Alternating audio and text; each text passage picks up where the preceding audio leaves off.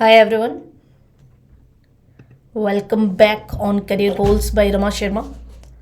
और आज after Covid ये क्लास हो रही है मेरी, मतलब आफ्टर कोविड मतलब मुझे कोविड हो गया था। तो चलिए कोशिश करते हैं कि फिर से आपका लिंक वहीं से इस्टेब्लिश करेंगे जहाँ से छूटा था, और आपको ये यूनिट आज ख़त्म करा देंगे। ठीक है, इस यूनिट में एक ट्रायंगुलेशन मेथड रह गया है, ठीक है, जो हमको कवर करना है। एक बार देख लेते हैं। अच्छा, जिस किसी ने भी इस चैनल को अभी तक सब्सक्राइब नहीं किया है, चैनल को सब्सक्राइब कर लीजिएगा, ठीक है, और सेशन को लाइक और शेयर ज़रूर करिएगा। जितने भी नए व्यूअर्स हैं उनसे ये अनुरोध है कि आप लोग चैनल को सब्सक्राइब करें और अपने फ्रेंड्स के साथ में भी शेयर करें। तो हम लोग बात कर रहे थे, मैंने आपको PYQ बता दिए थे, इंट्रोडक्शन सोशल रिसर्च, ये सब पहले पार्ट में बताया था। स्ट्रक्चरिंग रिसर्च डिज़ाइन, ये पार्ट 1 है। फिर हम qualitative quantitative method, types of data collection, observation, ये शायद पार्ट 2 था। फिर इंटरव्यू, क्वेश्चनियर, केस स्टडी, सर्वे, ये पार्ट 3 था। वेरिएबल, सैम्पलिंग, हाइपोथेसिस, ये और रिलायबिलिटी, वैलिडिटी, ये सब पार्ट 4 में हो गया था। जो बचा है वो बचा है ट्रायंगुलेशन। ट्रायंगुलेशन आज मैं आपको कराऊंगा, और उसके साथ साथ मैं आपको कंबाइनिंग मेथड्स कराऊंगी, क्योंकि सारे मेथड्स पढ़ लिए हैं। तो अब आज ये समझेंगे कि कंबाइनिंग मेथड्स क्या होता है। अच्छा, ये कुछ ऐसा नहीं है जो मैंने अलग से बता रहे हूँ, ये सब आपको हार्लमस में मिलेगा, ठीक है। तो जो आपकी ब्लू बुक है वो आप मेरे टेलीग्राम चैनल से भी डाउनलोड कर सकते हो। टेलीग्राम चैनल का लिंक जो है डिस्क्रिप्शन में नीचे आपको दिया हुआ है। तो टेलीग्राम चैनल को आप लोग ज्वाइन कर लीजिएगा और उसको वहाँ से आप डाउनलोड कर लीजिएगा। लेटेस्ट जो है वो 8th एडिशन है, 8th या 9th if I am not wrong, ठीक है। 8th एडिशन है मेरे पास, वो थोड़ा पुराना एडिशन है, बट उसमें भी आपको चीज़ें मिल जाएंगी, ठीक है। तो PYQ वगैरह ये सब हमने कर लिए थे। बात करते हैं आज हम अपने कंबाइनिंग मेथड्स की, कि इतने सारे मेथड पढ़ने के बाद, जिसमें हमको ये भी पता है कि इसमें कुछ क्वालिटेटिव मेथड्स हैं, कुछ क्वांटिटेटिव मेथड्स हैं, ठीक है। क्वालिटेटिव और क्वांटिटेटिव मेथड्स को हम यूज़ कैसे करेंगे, क्या अलग अलग ही यूज़ करेंगे या फिर मिक्स करके यूज़ कर सकते हैं, ऐसा है क्या? तो क्योंकि हमको पता है कि हमारे पास दो तरीके के मेथड्स हैं, एक क्वालिटेटिव मेथड्स हैं और एक क्वांटिटेटिव मेथड्स हैं। अब इन मेथड्स को हमको क्या करना है, यूटिलाइज करना है। तो क्या ये दोनों मेथड्स को जो सोशियोलॉजिस्ट हैं जो यूज़ करते हैं, क्या उनके लिए, आप लोग खुद सोचो, क्या उनके लिए ये डिफ़िकल्ट नहीं होता होगा कि मुझे पता है कि भाई क्वालिटेटिव मेथड में एक तरीका है, ठीक है, और एक तरीका क्वांटिटेटिव में है। जैसे कि जो ऑब्जर्वेशन वाला तरीका है वो क्वालिटेटिव है, और जो क्वेश्चनेयर वाला तरीका है, क्वेश्चनेयर वाला, वो क्वालिटेटिव है, सॉरी क्वांटिटेटिव है, क्वेश्चनेयर्स। अब मुझे पता है कि जो मैं रिसर्च कर रहा हूं उसमें ऑब्जर्वेशन और क्वेश्चनेयर मेरे को दोनों ही चाहिए। तो क्या एक सोशियोलॉजिस्ट के लिए ये डिफिकल्ट नहीं होता होगा कि दोनों चीज़ों को अलग अलग कैसे यूटिलाइज करें, क्योंकि वो रिसर्च जो कर रहे हैं वो काफ़ी ज़्यादा प्राइमरली डिपेंड करती है कि आप क्वांटिटेटिव यानी कि पॉजिटिविस्ट मेथड यूज़ कर रहे हो या क्वालिटेटिव यूज़ कर रहे हो। तो मॉडर्न सोशियोलॉजिस्ट क्या करते हैं, क्योंकि इन दोनों को एक दूसरे से अलग नहीं रखा जा सकता, ये क्वांट है और ये क्वालिटेटिव है मान लो, तो इन दोनों को एक दूसरे से अलग नहीं रख सकते। Then what sociologist do, they use the combining of methods. Qualitative के काफ़ी सारे मेथड्स हैं, ठीक है, क्वांटिटेटिव के अंदर भी काफ़ी सारे मेथड्स आते हैं। सोशियोलॉजिस्ट क्या करते हैं, अपनी रिसर्च के हिसाब से जो भी उनको मेथड सूट करते हैं क्वालिटेटिव और क्वांटिटेटिव में से, उन दोनों को मिक्स करके यूज़ कर लेते हैं, यानी कि दो या दो से ज़्यादा मेथड्स को यूज़ करते हैं। This is called combining method, this is called combining method. जैसे कि नाम से ही पता चल रहा है, मेथड्स को कंबाइन करना, ठीक है, मेथड्स को कंबाइन करना। यहां पर सोशियोलॉजिस्ट दोनों को कंबाइन अप्रोच करके क्या करते हैं, combining methods in a single study, in a single study क्योंकि और ये टॉपिक सबसे लास्ट में पढ़ने का आपको मतलब भी समझ में आ गया होगा कि आपने क्वांटिटेटिव भी पढ़ लिए, क्वालिटेटिव भी पढ़ लिए। अब हमें क्या करना है, इनको यूज करना है प्रैक्टिकल लाइफ में। तो सोशियोलॉजिस्ट क्या करेंगे, इनको साथ में मिला के यूज करेंगे। ठीक है, अब क्या ये टॉपिक इतना सही है ना? इसके कुछ उदाहरण देखते हैं। सबसे पहला उदाहरण हमको मिला जब हम देखेंगे एक सोशियोलॉजिस्ट, ठीक है, जहां पर हम बात करेंगे एक सोशियोलॉजिस्ट हैं जिनका नाम है ब्राइमन। ठीक है, सोशियोलॉजी में उदाहरण जरूर देने हैं हमको। ब्राइमन एक सोशियोलॉजिस्ट हैं। इन्होंने 1988 में एक स्टडी करी थी और इन्होंने बताया था कि यार ये जो क्वालिटेटिव वर्सेस क्वांटिटेटिव का ये जो डिबेट है, ठीक है, क्वालिटेटिव वाला वर्सेस क्वांटिटेटिव का ये जो डिबेट है, इस डिबेट में ना तो आप खाली सिर्फ और सिर्फ क्वालिटेटिव को यूज कर सकते हैं, ना ही खाली सिर्फ और सिर्फ क्वांटिटेटिव को यूज कर सकते हैं। करने को आप कर सकते हैं, लेकिन अगर आप चाहते हैं कि आपकी रिसर्च की जो रिजल्ट्स हैं वो और बेटर हों और इफेक्टिव हों, तो क्या करना होगा, यहाँ पर हमको इनको ओवर पोलराइज्ड करना होगा। ठीक है, research might tend to appear over polarised, ठीक है, in the field of sociology. जो ऑब्जर्वर है वो डिटैच्ड ऑब्जर्वर हर केस में नहीं हो सकता। हर केस में बेसिकली ऑब्जर्वर का अपना भी क्या लगेगा, अपना भी आप वैल्यू न्यूट्रलिटी कंप्लीटली नहीं कर सकते हैं। तो मोस्ट कॉमन सेंस अप्रोच क्या है, आप यहां पर ओवर पोलराइज्ड हो जाओगे अगर आप सिर्फ और सिर्फ क्या करोगे, सिर्फ और सिर्फ एक ही टेक्निक को यूज करोगे। ओनली वन मेथडोलॉजी को उन्होंने बोला कि ये ओवर पोलराइज्ड होगी। ठीक है, तो इन्होंने बोला कि फिर हमें करना क्या चाहिए, फिर हमें इन्होंने बोला कि भैया एक काम करो, मोर सेंसिकल, मोर कॉमन सेंस क्या बनता है कि हमारे पास अलग अलग तरीके हैं और उन अलग अलग तरीकों को हम लोग क्या करें, मोर कॉमन सेंस अप्रोच अपनाएं, और वो क्या है, कंबाइनिंग ऑफ मेथड्स। ठीक है, इन्होंने सबसे पहले ये बात आपको बताई है। ठीक है, combining of 2 types of method. ठीक है, 2 या 2 से ज़्यादा भी हो सकते हैं आज की डेट में। ठीक है, 2 टाइप्स और मोर मेथड्स। ठीक है, इन्होंने 2 टाइप्स के लिए ही बोला था, तो उस चीज़ को याद रखना।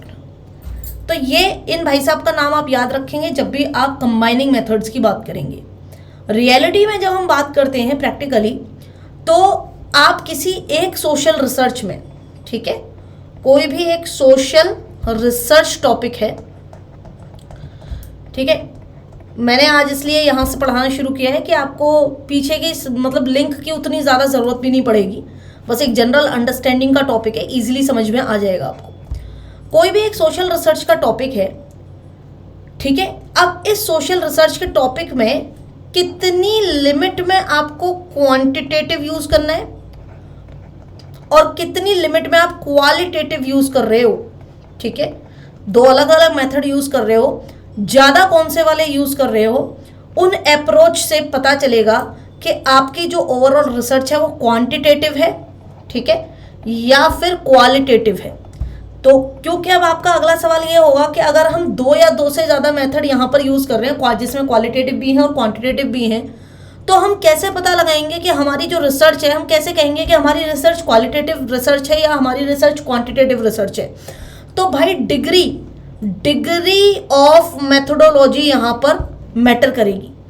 डिग्री ऑफ मेथोडोलॉजी यानी कि कौन से मेथड्स को आप ज़्यादा यूज़ कर रहे हो, डिग्री ऑफ मेथोडोलॉजी यहाँ पर यूज करेगी ज़्यादा से ज़्यादा, इस पर डिपेंड करेगा।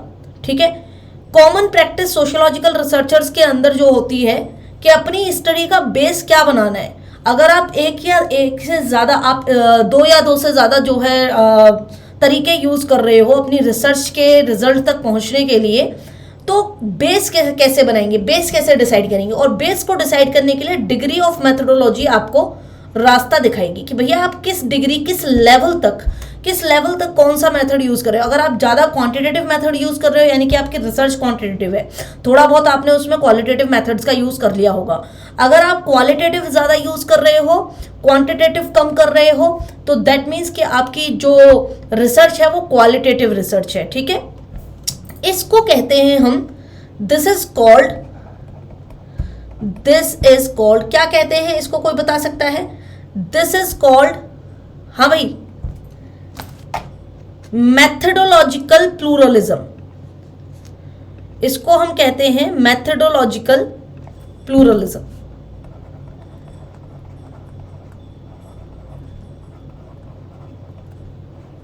मैथडोलॉजिकल प्लूरलिज्म, प्लूरल का मतलब क्या होता है ना, एक से ज्यादा। सिंगुलर प्लूरल आपने पढ़े होंगे, एक वचन बहुवचन। और जब एक वचन और बहुवचन की बात करते हैं तो बहुवचन के लिए हम प्लूरल यूज करते हैं, और यहाँ पर क्योंकि हम एक से ज्यादा मेथडोलॉजी को यूज कर रहे हैं इसीलिए इसको हम कहते हैं मैथडोलॉजिकल प्लूरलिज्म। यानी कि जो आपके तरीके हैं उनमें आप बहुवाद का यूज कर रहे हैं, बहुवाद यानी कि एक से ज्यादा। ठीक है, और समटाइम्स कंबाइनिंग डिफरेंट मेथड्स। ठीक है, इसी मैथडोलॉजिकल प्लूरलिज्म को समटाइम्स हम क्या कहते हैं, इसी मैथडोलॉजिकल प्लूरलिज्म को हम कहते हैं ट्राइएंगुलेशन।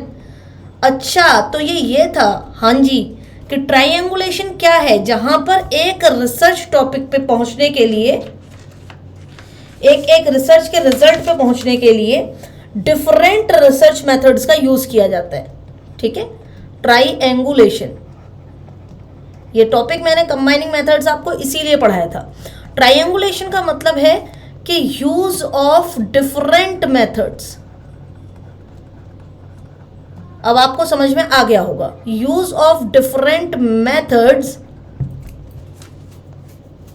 कौन से डिफरेंट रिसर्च मेथड्स भाई? ठीक है, research methods, use of different research methods to cross check validity of data. अलग अलग मेथड्स का आपको यूज करना है to cross check the validity of the data. तो यही होता है ट्राइएंगुलेशन। जैसे कि आपको ये रिसर्च टॉपिक है, यहां पर आपने क्वालिटेटिव मेथड यूज किया, इधर आपने क्वांटिटेटिव मेथड यूज किया, दोनों का एप्लीकेशन आप कर रहे हो। ये आपका डेटा है, रिसर्च डेटा, और इधर आपके क्वालिटेटिव मेथड्स हैं, इधर आपके क्वांटिटेटिव मेथड्स हैं। ऐसे आप समझ सकते हैं। ठीक है, और इनका आप यूज कर रहे हैं to reach a common result. तो ये आपस में कनेक्टेड हो गए कि नहीं हो गए? इसको क्या कहेंगे? इसी को कहते हैं मेथडोलॉजिकल प्लूरलिज्म या फिर ट्राइएंगुलेशन। तो ये मेथड्स को कंबाइन करने का मेथड्स को कंबाइन करने का तरीका है। ठीक है, टू चेक, आप ऐसे लिख सकते हैं, to check validity of research data. ठीक है, this method is called triangulation. जैसे कि आप मान लीजिए आप यहाँ पे इंटरव्यू यूज कर रहे हैं, एग्जाम्पल में आप ले लीजिए, इधर आप इंटरव्यू मेथड यूज कर रहे हैं। ठीक है, और इधर आप मान लीजिए क्वालिटेटिव में एग्जाम्पल ले लीजिए आप, पार्टिसिपेंट ऑब्जर्वेशन, ये वाला मेथड यूज कर रहे हो, क्योंकि इसमें तो सिर्फ देखना ही होता है ना। तो दोनों मेथड्स का यूज करके आप क्या कर सकते हैं कि आपने पहले देखा, खुद भी ऑब्जर्व किया, फिर आपने इंटरव्यू भी लिए, क्रॉस चेक कर लिया अपने डेटा को कि जो आपने देखा था वो लोग भी खुद अपने मुंह से सेम चीज दे रहे हैं, डेटा का मतलब इंफॉर्मेशन दे रहे हैं कि नहीं दे रहे। एक वो चीज है जो सिर्फ आपने देखी है, और एक वो चीज है जहां पे आप लोगों से, जिनके समाज में, जिनकी सोसाइटी में, या जिनके ऊपर आपने देखी है, भले वो क्लासरूम हो, पेशेंट्स के ऊपर कोई स्टडी हो, ठीक है, वहां पर आपने देखी है, तो आप उसको क्रॉस चेक कर पा रहे हैं कि नहीं कर पा रहे हैं। इसके कई सारे एग्जाम्पल भी हैं, ट्रायंगुलेशन मेथड यानी कि कंबाइनिंग मेथड्स के कई सारे एग्जाम्पल भी हैं। अब इसकी तीन चीजों से ये क्वेश्चन आ सकता है। ये क्वेश्चन आपको कंबाइनिंग मेथड्स के नाम से भी आ सकता है, ठीक है, कंबाइनिंग मेथड्स के नाम से भी आ सकता है। ये क्वेश्चन आपको मेथडोलॉजिकल प्लूरलिज्म के नाम से भी आ सकता है, मेथडोलॉजिकल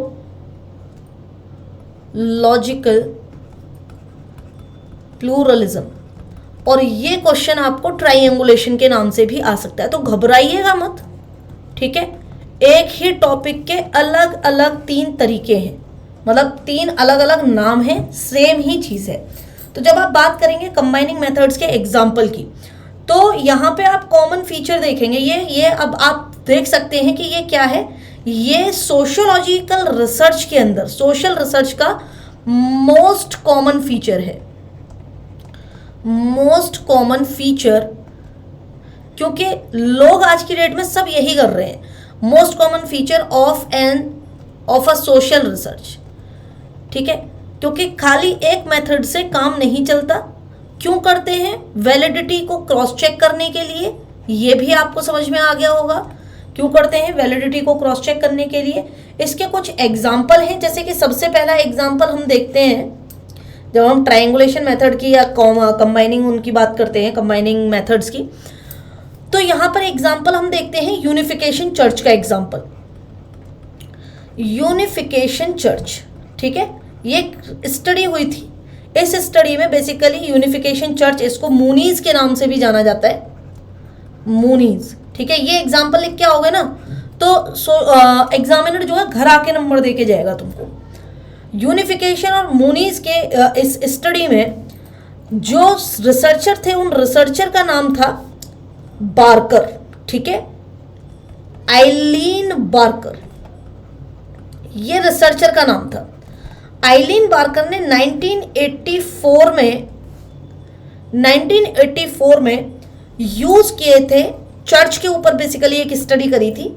आपको क्या पता होना चाहिए? आपको रिसर्च का नाम पता होना चाहिए, रिसर्चर का नाम पता होना चाहिए आपको, और कौन कौन से मेथड्स उसने यूज किए थे ट्रायंगुलेशन के अंदर। तो एक तो इन्होंने यूज किया था पार्टिसिपेंट ऑब्जर्वर, ठीक है। आपको ये चीजें 3-4 चीजें पता होनी चाहिए। ज्यादा क्या है स्टडी के अंदर, वो फिर बहुत लंबी बातें हो जाती हैं, थोड़ा पढ़ो आगे बढ़ो, वो वाला सीन है। एंड क्वेश्चनेयर यूज किया था, ठीक है, क्या यूज किया था? Questionnaire.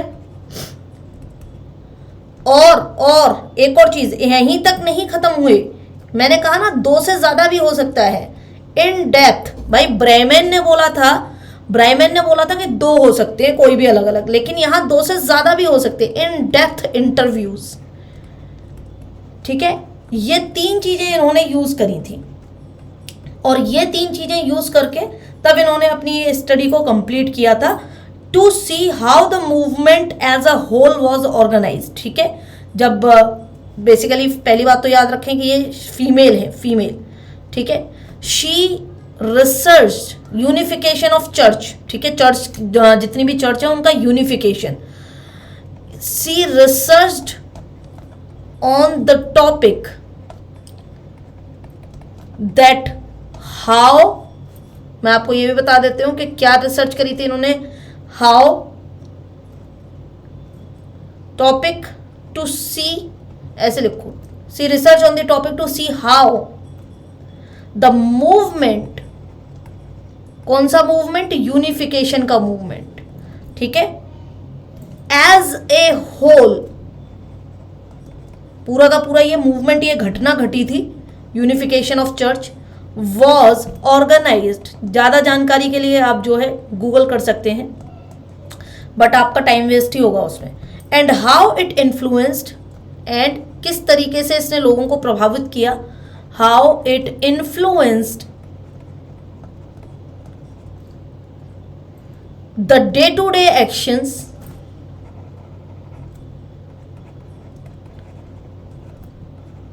the day-to-day actions and interactions, action and interaction, action यानी कि किए गए लोगों के द्वारा किए गए काम, ठीक है। इंटरेक्शन मतलब आपस में लोग कैसे इंटरेक्ट कर रहे हैं, ऑफ इट्स मेंबर्स, ठीक है। तो लिखने की जरूरत नहीं है, ये सब आपको पीपीटी में मिल जाएगा सेव। तो इन्होंने यही चीज को ट्राई किया था, ठीक है। इन्होंने बेसिकली एक टेस्ट करी थी, हाइपोथेसिस मैंने आपको पढ़ा दी है, ठीक है। इन्होंने एक हाइपोथेसिस को टेस्ट किया था, और फिर उस हाइपोथेसिस को टेस्ट करने के लिए इन्होंने 3 तरीकों का यूज किया, पार्टिसिपेंट ऑब्जर्वेशन, क्वेश्चनेयर और इन डेप्थ इंटरव्यूज। तो एक hypothesis from qualitative data using questionnaire, ठीक है, क्वालिटेटिव डेटा को यूज किया, क्वांटिटेटिव टेक्निक्स यूज करी, और भी बहुत सारे एग्जाम्पल आपको मिल जाएंगे। जैसे एक एग्जाम्पल है rotor interaction and analysis system, ठीक है, रोटर इंटरेक्शन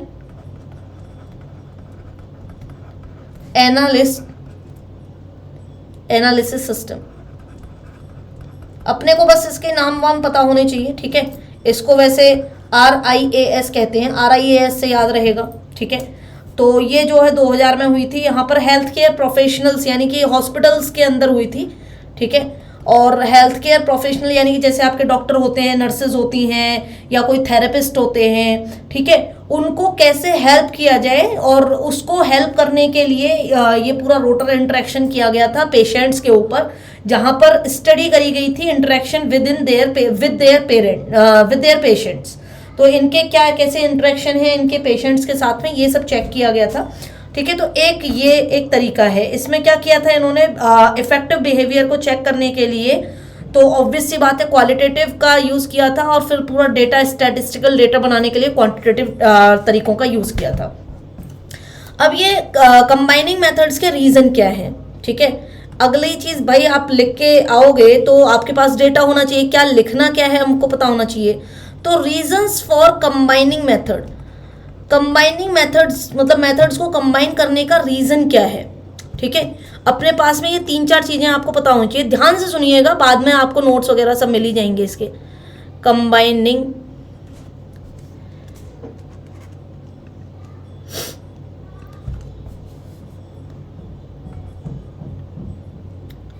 सही ही लिखा था मैंने पहले, ठीक है।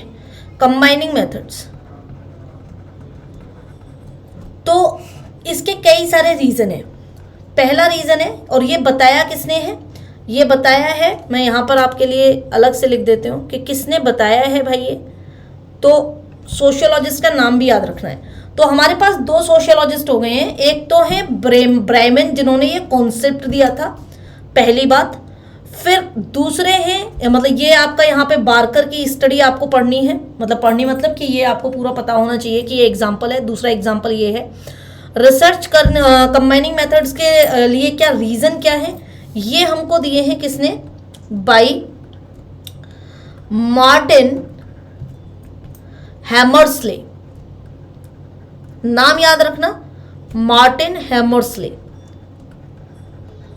ठीक है। इन्होंने 1996 में, ठीक है, ब्राइमन को ही अपना रेफरेंस मानते हुए 1996 में इन्होंने जो है ब्राइमन को ही अपना रेफरेंस मानते हुए इन्होंने बताया कि 3 वजह हैं जिसकी वजह से आप रिसर्च मेथड्स को इस तरीके से यूज कर सकते हो कंबाइन करके।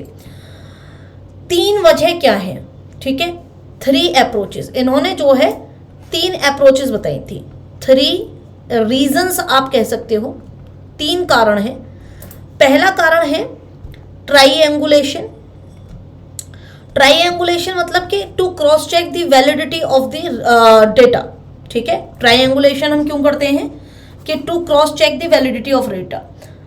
हालांकि ये जो टर्म है, ठीक है, ये ऐसी किसी रिसर्च को दिखाती है, दर्शाती है जिसके अंदर कई सारे मेथड यूज हुए हों, सेवरल मेथड्स यूज हुए हैं। और हैमर्सले ने बोला था कि स्पेसिफिकली टू रिसर्च जहां पे क्वांटिटेटिव और क्वालिटेटिव दोनों को यूज करते हैं to cross check the findings, कि आपके जो डेटा आया है उस डेटा को हम जो फाइंडिंग्स बोलते हैं, ठीक है, उसको क्रॉस चेक करने के लिए produce by the other method. तो यहां पर बेसिकली क्या है, हैमर्सले कह रहे हैं कि यहां पे to cross check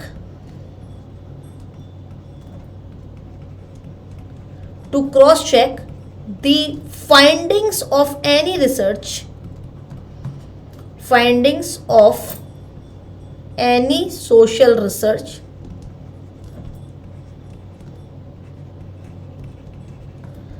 to cross check the findings of any social research by a method। भाई आपने किसी एक मेथड से डेटा कलेक्ट किया होगा, we can use several methods.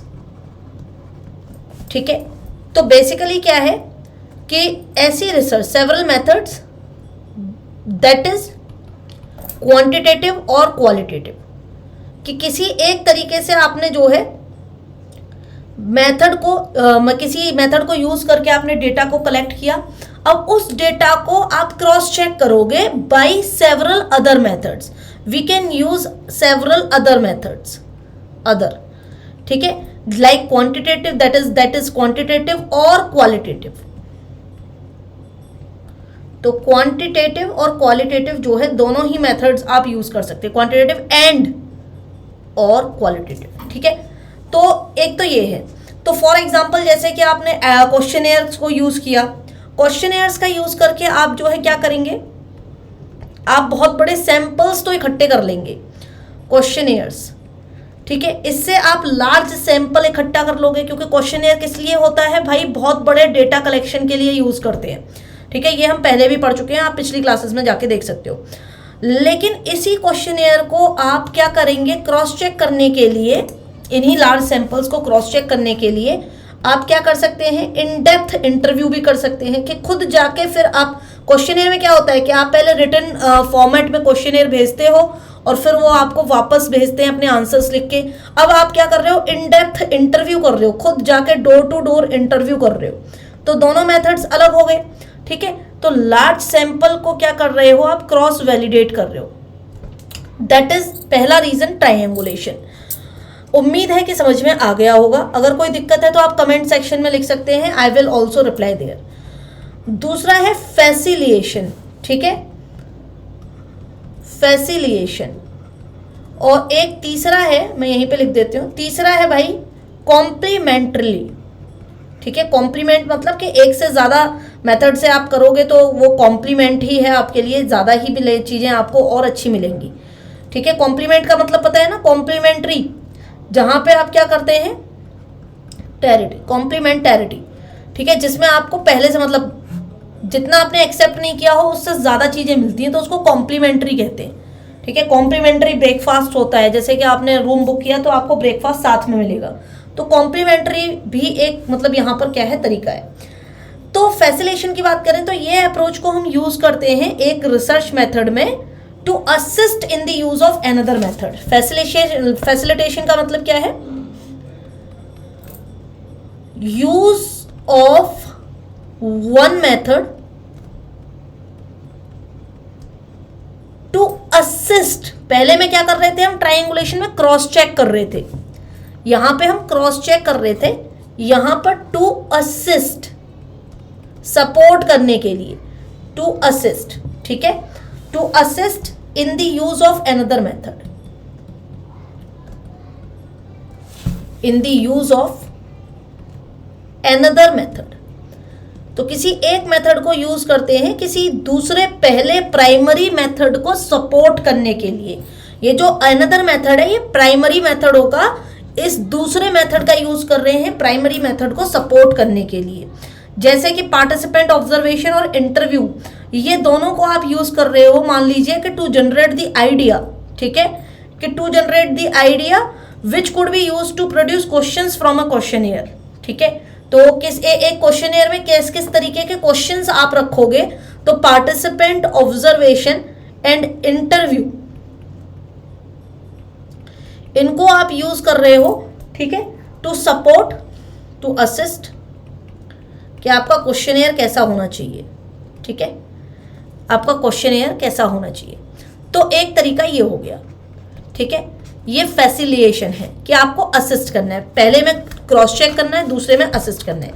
तीसरा क्या है कि कॉम्प्लीमेंटैरिटी का मतलब है कि जहां पर आप दो कंबाइनिंग दो रिसर्च स्ट्रेटजीज को, दो रिसर्च मेथड्स को कंबाइन करो ताकि the study can cover different aspects. ठीक है, कि पहले से ज्यादा आपकी स्टडी क्या हो जाए, और ज्यादा मतलब ज्यादा स्फेयर को कवर करे, ज्यादा एस्पेक्ट्स को कवर करे। तो यहां पर कॉम्प्लीमेंटैरिटी में ये ब्राइमन ने ही दिया था, ब्राइमन ने ही बताया था कि हम दो मेथड्स को, दो रिसर्च स्ट्रेटजीज को क्यों कंबाइन करते हैं। तो combining of two research studies, research strategies, ऐसे लिखो, strategies, so that the study can cover different aspects. भाई एक टॉपिक से जुड़े हुए और भी छोटे छोटे एस्पेक्ट्स हो सकते हैं ना, तो डिफरेंट, अब जैसे कि सुसाइड की बात कर लो, तो सुसाइड में किसी एक मेथड से आप सुसाइड की स्टडी नहीं कर सकते हो। सुसाइड के अपने में आप में बहुत सारे डिफरेंट एस्पेक्ट्स होते हैं। बहुत सारे सोशियोलॉजिस्ट ने अलग अलग तरीकों से सुसाइड के ऊपर स्टडी करी है। तो different aspects of what is being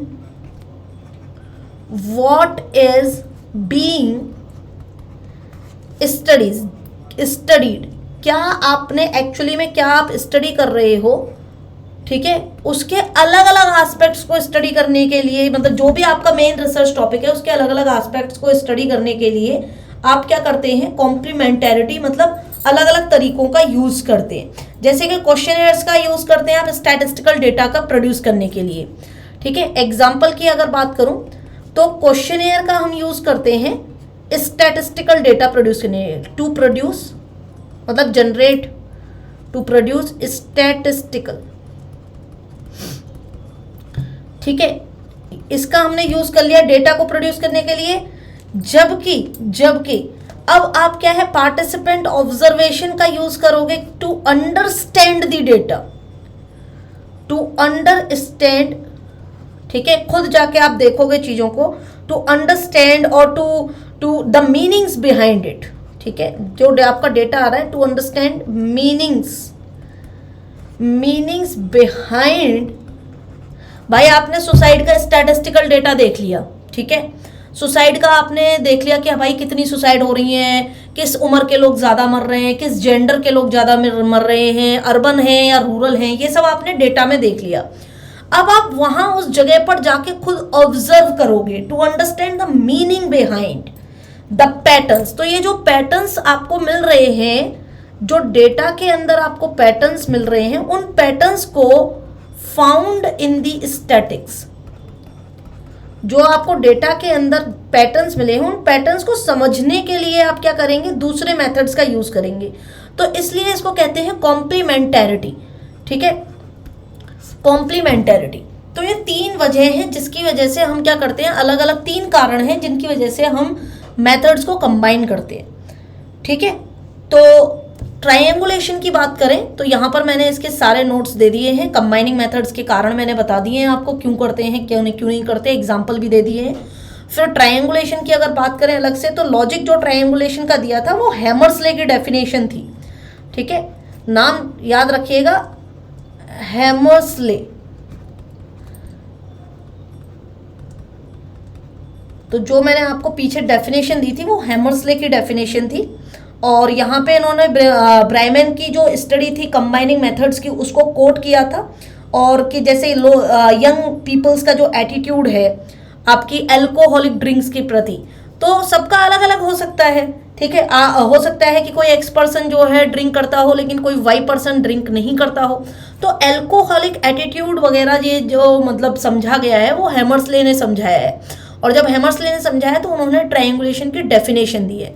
तो researchers would like to use method with more advantages than disadvantages in research, ठीक है। ट्रायंगुलेशन हम क्यों कर रहे हैं भाई, कोई भी रिसर्च है उसमें दुनिया भर का पैसा खर्च होता है, तो हम चाहते हैं कि हमारी रिसर्च जो है एडवांटेजियस हो, सबके लिए लाभकारी हो, ठीक है, डिसएडवांटेजियस ना हो। इसलिए जो भी आपके रिसर्च मेथड में किसी एक मेथड को जिसमें आप यूज कर रहे हो, प्राइमरीली क्वांटिटेटिव हो सकता है या क्वालिटेटिव हो सकता है, उसकी अपनी कुछ वीकनेस भी होंगी, क्योंकि मैंने आपको हर रिसर्च मेथड की अपनी कुछ न कुछ मेरिट्स और डीमेरिट्स सब बताई हैं।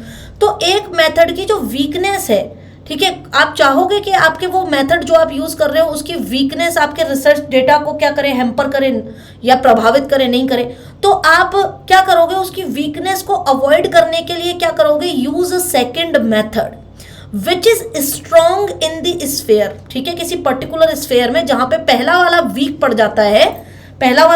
जाता है, तो दूसरे का यूज करें आप। जैसे कि कॉम्प्लीमेंटेरिटी में भी क्या कर रहे हैं कि भाई स्टैटिस्टिकल डेटा में सिर्फ आपने डेटा कलेक्ट किया है, लेकिन ये डेटा पैटर्न मतलब कि यंग पीपल ज़्यादा मर रहे हैं या ओल्ड ज़्यादा मर रहे हैं, मेल ज़्यादा सुसाइड कर रहे हैं या फीमेल ज़्यादा सुसाइड कर रही हैं, ठीक है, और यंग में भी कितने यंग रूरल के ज़्यादा कर रहे हैं या अर्बन के ज़्यादा कर रहे हैं, तो ये तो आपको डेटा मिल गया। इस डेटा को समझने के लिए फिर आपको क्वेश्चनेयर से आप समझ तो नहीं पाओगे ना, सैंपल से या फिर सैम्पलिंग से या क्वेश्चनेयर से आप समझ तो नहीं पाओगे कि यहाँ से आप बस ये डेटा देख सकते हो कि कौन ज़्यादा कर रहा है, ये पैटर्न आप समझ सकते हो, लेकिन उस पैटर्न के पीछे का जो मीनिंग है वो तो आपको किसी दूसरे मेथड से ही समझ में आएगा। वो मेथड जो कि आपको ज़्यादा अच्छे से इन डेप्थ चीज़ बता सके, एक्सप्लेन कर सके, ठीक है, मीनिंग जहाँ पे आप समझ सको। तो एक मेथड जहाँ वीक पड़ जाता है वहाँ हम दूसरे मेथड का यूज़ करते हैं जो ज़्यादा स्ट्रॉन्ग होता है इन अ पर्टिकुलर एस्पेक्ट और पर्टिकुलर स्फीयर, और इसीलिए इन चीज़ों को हम कहते हैं ट्रायंगुलेशन, ठीक है। तो कैसे लिखना है, कैसे शुरुआत करनी है, वो मैंने आपको यहाँ पे दे दिया। जैसे for an example interview method की अपनी वीकनेस है that we are not always sure कि इंटरव्यू में जो भी चीज़ आपको इंटरव्यू देने वाले ने बताई है वो सही है या नहीं है, ठीक है। तो इस वीकनेस को हम खत्म करने के लिए क्या करते हैं, क्रॉस चेक करते हैं इंफॉर्मेशन को, जो इंटरव्यू देने वाले ने आपको बताई हैं चीज़ें, ठीक है, उसकी डेटा को, उसकी इंफॉर्मेशन को क्रॉस चेक करते हैं खुद ऑब्जर्व करके जाके, observing the everyday life of interviewee to find out what the person actually does and what she or he tales, कि वो एक्चुअल लाइफ में खुद क्या कर रहा है और क्या उसने बताया था। अगर वो दोनों चीज़ें सेम है तो अच्छी बात है, नहीं है तो फिर आपको क्या करना पड़ेगा, आपको फिर अपनी रिसर्च को उस तरीके से आगे लीड करना पड़ेगा। तो यहाँ पे क्रॉस चेक हो गया ना ट्रायंगुलेशन में। तो इसके लिए हम मल्टीपल मेथड्स का यूज करते हैं टू एसेसिंग मतलब cross checking the validity of research data, यही बताया था मैंने, may be more specifically called between methods, और क्रॉस मेथड ट्रायंगुलेशन भी इसको हम बोलते हैं इसलिए, ठीक है। तो एम क्या है ट्रायंगुलेशन का वो मैंने लिख दिया है। एक्यूरेसी को चेक करना, भाई क्रॉस चेक क्यों कर रहे हो आप, ये देख रहे हो ना कि भाई जो पहले आपको इन्फॉर्मेशन मिली है वो कितनी एक्यूरेट है, ठीक है, कितनी एक्यूरेट है between the 2 points for which one requires a way of measuring that is reliable, ठीक है, क्योंकि मैंने आपको बताया भी है कि एक रिसर्च रिलायबल भी होनी चाहिए और वैलिड भी होनी चाहिए। रिलायबल और वैलिड ये दो चीजें हैं जो कि एक रिसर्च के अंदर होनी चाहिए, ठीक है। और ये जो ट्रायंगुलेशन की थ्योरी है वो हमें क्या देती है, वो हमें एक एक्यूरेट मेजरमेंट बताती है। एक्यूरेट इंफॉर्मेशन तक आप पहुंचते हो दो मेथड या दो से ज्यादा मेथड का यूज करके। इसका मतलब ये है कि जो रिसर्चर है जब एक एक्यूरेट इंफॉर्मेशन पे पहुंच जाता है तो उसका अपनी रिसर्च के ऊपर क्या होता है, कंट्रोल होता है, some degree of control over the accuracy of data we gather. जो आप डेटा इकट्ठा कर रहे हो उसकी एक्यूरेसी के ऊपर आप पकड़ बना लेते हो अपनी मजबूत, कि हाँ भाई अब तो कोई भी आके मेरे को कहेगा कि नहीं ये चीज़ गलत है, ठीक है, आपने इन्फॉर्मेशन गलत गैदर करी है, तो मैं बता सकता हूँ उसको या मैं बता सकती हूँ उसको कि हमने नहीं दो या दो से ज़्यादा मेथड्स को यूज़ करके क्रॉस चेक कर लिया है, इन्फॉर्मेशन हमारी सही है। तो ये हमारा वो है। अब टाइप्स ऑफ ट्रायंगुलेशन, ये मैंने कुछ एक्स्ट्रा ही आपको बता दिया है कि 2-3 तरीके के ट्रायंगुलेशन होते हैं। मेथोडोलॉजिकल ट्रायंगुलेशन, कौन सा मेथड यूज कर रहे हो, ठीक है। थ्योरेटिकल ट्रायंगुलेशन, ये 2 तरीके होते हैं, ठीक है। और यहाँ पर आपकी यूनिट जाके खत्म हो जाएगी। 2 तरीकों में मेथोडोलॉजिकल ट्रायंगुलेशन और थ्योरेटिकल, एक में जिसमें आप मेथड और एक में जिसमें सिर्फ और सिर्फ थ्योरी। तो मेथोडोलॉजिकल में जैसे कि नाम से पता चल रहा है कि आप अलग अलग मेथड्स का यूज करोगे रिसर्च प्रोसेस में। इसमें आप क्या करोगे, क्यों कर रहे हैं ऐसा, इसका पर्पस क्या है, इसका पीछे का उद्देश्य क्या है, क्यों करते हैं, जिससे कि जो हमें इंफॉर्मेशन एक से मिली है, चाहे वो क्वालिटेटिव मेथड रहा हो चाहे क्वांटिटेटिव मेथड रहा हो, उस इंफॉर्मेशन को हम क्या कर सके, same method, researcher use the same method and then compare their results. तो यहां पर क्या करते हैं, बेसिकली यहां पर तरीका एक ही होगा, ठीक है। मेथोडोलॉजिकल ट्रायंगुलेशन में 1 मेथड रहेगा, ठीक है, बट क्रॉस चेक करेंगे 2। ट्रायंगुलेशन कैसे भी हो सकती है ना, ट्रायंगुलेशन मेथड्स का यूज करके भी हो सकती है, क्वांटिटेटिव भी और क्वालिटेटिव भी ऐसे कर सकते हैं, ठीक है। ये आपका डेटा है, या फिर ट्रायंगुलेशन ऐसे भी कर सकते हैं ना, रिसर्चर नंबर 1 और रिसर्चर नंबर 2, डेटा एक ही है, सेम ही है, लेकिन एक रिसर्चर ने अपने हिसाब से उसको किया, दूसरा रिसर्चर भी सेम डेटा को यूज करके, same method, researchers use researchers, यानी कि एक से ज्यादा रिसर्च करने वाले व्यक्ति होंगे, सेम मेथड को यूज करेंगे और फिर अपनी अपनी स्टडी को, अपने अपने रिजल्ट को कंपेयर करेंगे और देखेंगे कंपेयर करने पर कि भाई आप जो है आपके फाइंडिंग्स में कोई डिफरेंस तो नहीं आ रहा है, ठीक है। To find out if they agree, मतलब कि दोनों ही सेम चीज पे, सेम रिजल्ट्स पे पहुंचे हैं कि नहीं पहुंचे। तो इट इज लाइक कि जब आप लैब में, आप अपनी फिजिक्स की लैब में लैब टेस्ट करते हो ना, लैब टेस्ट, केमिस्ट्री हो गया आपका, फिजिक्स लैब टेस्ट हो गया, बायोलॉजी लैब टेस्ट हो गया, कि आपका एक्सपेरिमेंट एक ही है, ठीक है, आपके तरीके भी एक ही हैं। ऐसा तो नहीं है ना कि तुमने अलग तरीके से किया हो और तुम्हारे क्लासमेट ने तो कोई दूसरा ही तरीका लगा लिया हो, नहीं। तो इसका एग्जाम्पल है, जैसे कि हम लैब टेस्ट करते हैं, इसको आप ऐसे समझ सकते हो, एग्जाम्पल नहीं है बेसिकली, आप ऐसे समझ सकते हो कि आपने किसी एक तरीके से किया, सेम तरीके से आपके दूसरे क्लासमेट ने किया, दोनों के रिजल्ट्स अगर सेम आ रहे हैं तो बहुत अच्छी बात है, मुबारक हो, सारे क्लासमेट्स के रिजल्ट सेम आ रहे हैं। तो अगर आपके अलग अलग आ रहे हैं, दैट मीन्स फिर आपको चेक करना चाहिए कि भाई कहाँ पे प्रॉब्लम आ रही है।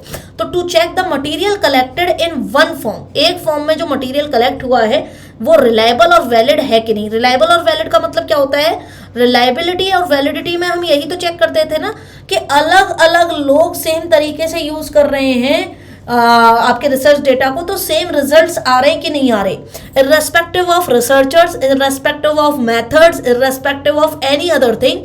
चाहे आप मेथड चेंज कर दो तो भी सेम रिजल्ट आना चाहिए, रिसर्चर चेंज कर दो तो भी सेम रिजल्ट आना चाहिए, जगह चेंज कर दो तो भी सेम रिजल्ट आना चाहिए। अगर सब ऐसा हो रहा होगा तो आपकी रिसर्च क्या होगी, रिलायबल और वैलिड होगी, है ना। पहला तरीका तो ये मेथडोलॉजिकल है, जहां पे मेथड तो सेम ही रहेगा लेकिन रिसर्चर चेंज हो जाएंगे। दूसरा है थ्योरेटिकल।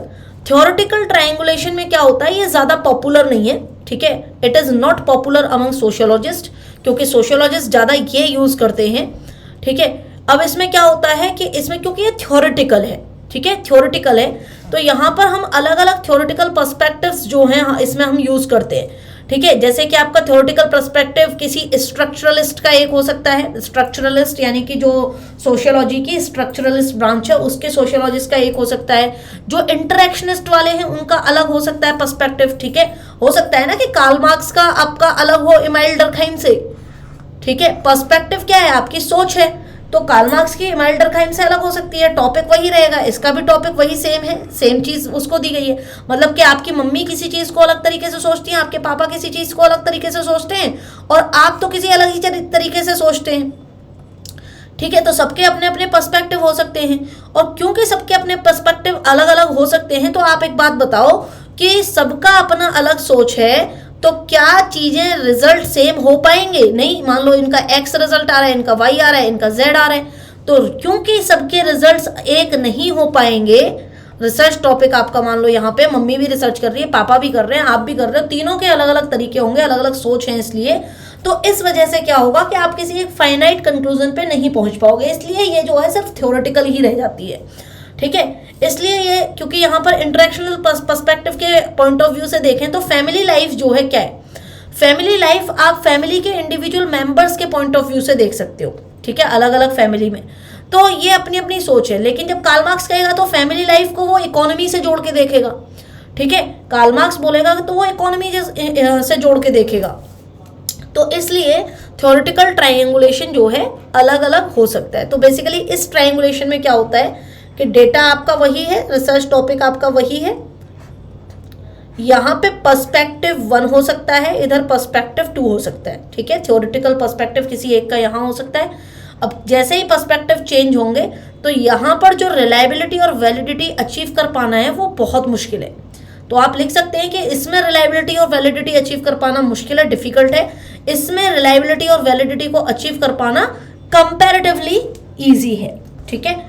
तो ये हो गया जी आपका टॉपिक खत्म, यहाँ पर आपकी पूरी यूनिट खत्म हो गई। हमने सोशल रिसर्च पढ़ा है, रिसर्च डिजाइन पढ़ा है, क्वांटिटेटिव किसको कहते हैं वो पढ़ा है, क्वालिटेटिव किसको कहते हैं वो पढ़ा है, मैंने एक समरी लिख दी है, ठीक है। फिर भी अगर आपको कोई दिक्कत हो लिखने में, ऑब्जर्वेशन क्या होता है, इंटरव्यू किसको कहते हैं, क्वेश्चनर किसको कहते हैं, केस स्टडी किसको कहते हैं, फिर हमने सोशल सर्वे देखा, सोशल सर्वे किसको कहते हैं, वेरिएबल हमने पढ़े, सैंपल हमने देखा, हाइपोथेसिस किसे कहते हैं, रिलायबिलिटी क्या होती है, वैलिडिटी क्या होती है, इनकी वन लाइन की मैंने यहाँ पर डेफिनेशन समराइज कर दी है, ठीक है। ये PYQs हैं, 2020 में आया है, 18, 17, 16, 14 सब में आया है। अच्छा, यहाँ पे ना अच्छी चीज़ ये है सोशियोलॉजी ऑप्शनल की कि एक तो इसका सिलेबस बहुत अच्छा है।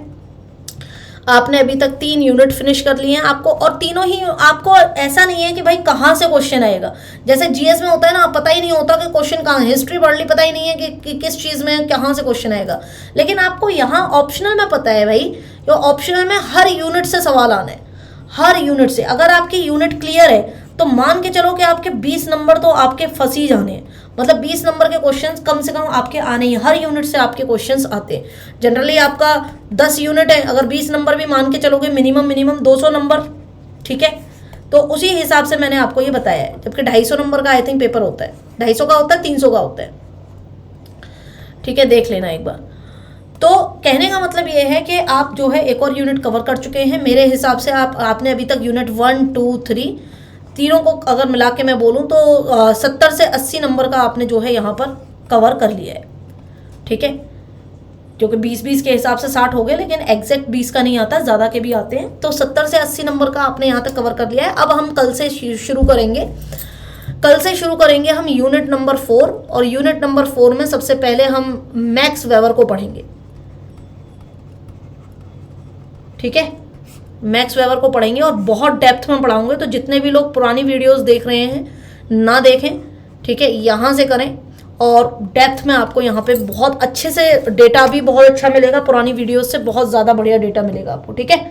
चलिए, तो जिसने भी सब्सक्राइब नहीं किया है वो सब्सक्राइब कर लीजिएगा। 4th यूनिट करेंगे हम, ठीक है, sociological thinkers. Till then take care, bye, have a nice evening. मिलते हैं आपसे अगले सेशन में, ठीक है।